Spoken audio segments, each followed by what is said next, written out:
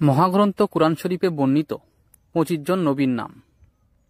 পৃথিবীর সর্বপ্রথম নবী হযরত আদম আলাইহিস সালাম, হযরত নূহ আলাইহিস সালাম, হযরত হুদ আলাইহিস সালাম, হযরত ইদ্রিস আলাইহিস সালাম, হযরত সালেহ আলাইহিস সালাম, হযরত লূত আলাইহিস সালাম, হযরত ইব্রাহিম আলাইহিস সালাম, হযরত ইসমাঈল আলাইহিস সালাম, হযরত ইসহাক আলাইহিস সালাম, হযরত ইয়াকুব আলাইহিস সালাম, হযরত ইউসুফ আলাইহিস সালাম, হযরত আইয়ুব আলাইহিস সালাম, হযরত শুআইব আলাইহিস সালাম, হযরত মূসা আলাইহিস সালাম, হযরত হারুন আলাইহিস সালাম, হযরত ইউনুস আলাইহিস সালাম,